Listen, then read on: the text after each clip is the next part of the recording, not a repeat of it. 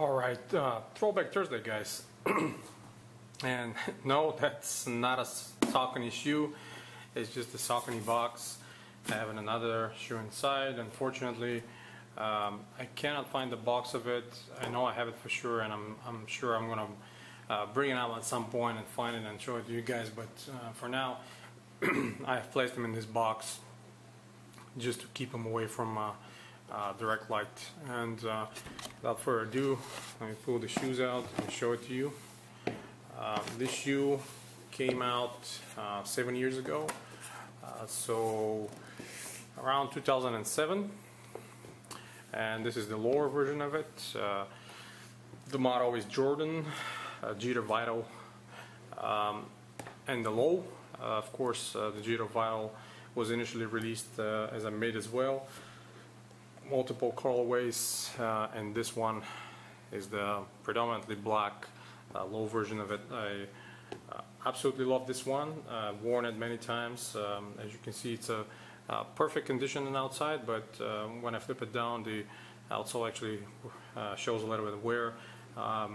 It's super comfortable, so it's one of my favorites to wear when I kind of want to keep it on a down low and be not screaming with my shoes. Definitely a shoe that's something of a landmark around that time. Very similar design to what the Mellow 1.5 was, with the same foam-posite material right here around the heel. Even the mid version of this shoe extends, the foam-posite extends around the heel area, the ankle area actually, and kind of makes those little wings on both sides that can be strapped in and bring your foot tight, hold it on place. But yeah, this is foam-posite used on this section. The rest of the upper is Nubuck or Durabook, since it's Nike/Jordan. They added the same foam-posite material for the toe drag right here. It's actually underlay, it's not overlay, so this preserved the structural integrity of the design on top of it. Small Jumpman right here on the above the toe box and right at the bottom of the tongue. Tongue is sort of perforated a little bit here for breathability, and if you can notice the Jeter logo, maybe the camera will pick it up, kind of expands and detracts and attracts. It's a nice film material they put up here to make it present this effect. It's definitely really nice. Same foam-posite material is found right here on the tongue, right above. There's two holes right on the side that actually help for when you put your feet to kind of pull the tone up a little bit and provide extra convenience, of course. There's a reflective material. Probably you can see it on the camera underneath here, that those four stripes. I think those four stripes represent the World Series he have won at that time. Number 2, of course, right here. The mid version of the shoe also has that number 2. That's their Jeter number. Those four stripes here on the back on the pull tab actually represent him being the captain of the team, from what I know. And the inner liner is actually really nice, really plush. As you can see, the logo still stays down here on the insole, despite the fact that I've worn it many times. It still have not faded, and that speaks for the quality of those shoes made 7 years ago. The production date, maybe you'll be able to see it or not, but it's 07107 to 091307. So yeah, definitely 7 years have passed since that production time. I still have the shoe trees, which are kind of smaller than regular ones, but this is how they came. Lower version came with these smaller shoe trees. Absolutely comfortable. There's a TPU shank right underneath your heel for extra support and kind of locking down the foot on one place and one frame.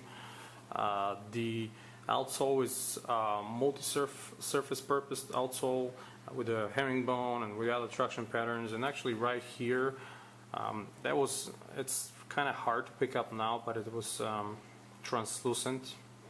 And actually there was a picture of Derek Jeter doing the wings poster, similar to Michael Jordan one, but instead of holding a basketball, he's actually holding a baseball and a baseball bat right here. And it says, it's written down, I actually forgot it, there was a message. It says, respect is earned when no one is looking. So that's kind of a good message right here. Of course, Jumpman right in the middle.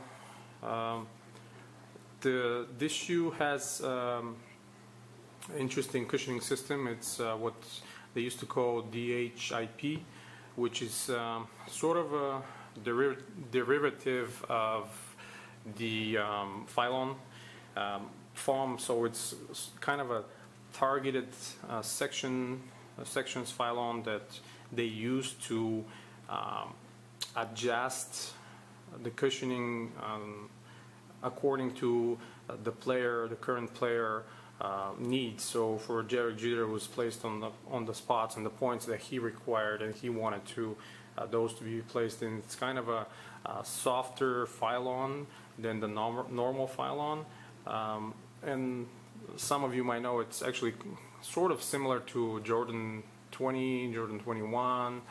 They use those spots, and here they're not visible, but they're actually in place. So this shinier and kind of stickier Phylon right here, this is part of the DHIP, and it's kind of a softer, very comfortable. They have the same right in the heel as well. So when you slip those on, it's definitely super comfortable. I love the comfort of these shoes. They're so easy and nice to wear. On what else I can say about the technology used here? Definitely the mid version had some really nice colorways, and I'm kind of bummed that I didn't buy more of them. I have one other one that I'm going to show you in a later video, but this lower one I should have doubled up, since they're super comfortable, and I got them actually back in the day. They were even discounted. I think I got them around $60-some.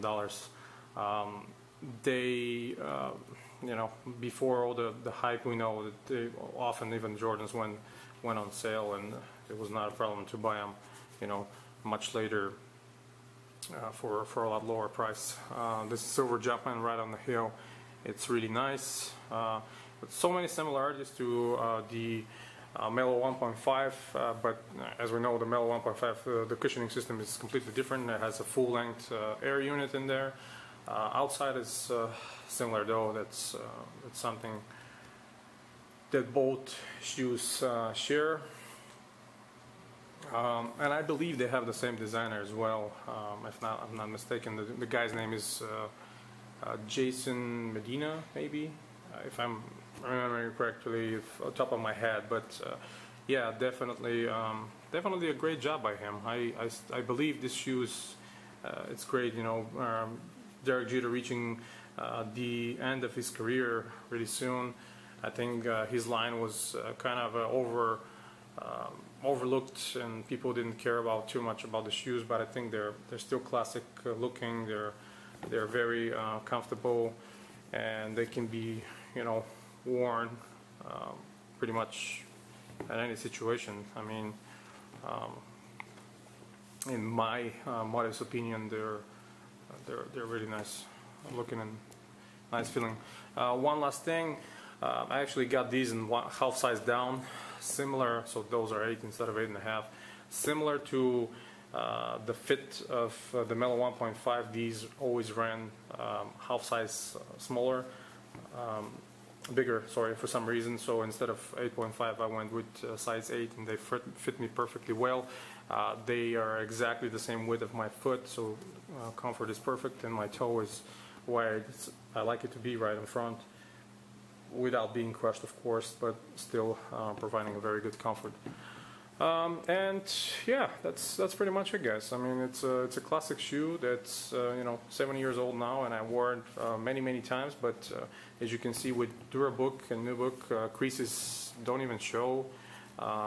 It's they always look fresh. I mean, if you I made a mistake wearing them with white socks, but yeah, and usually I don't do that. When the only giveaway, it's the kind of darkened, translucent heel right here, and a little bit of wear on the outsole. But other than that, the upper is in perfect condition. It is what it is. All right, so that's pretty much it, guys. Not a Saucony shoe, Jordan. So thank you very much. Stay tuned to CollectiveKicks.com for more sneaker news, reviews, and history articles. And until next time, guys, you have a wonderful day.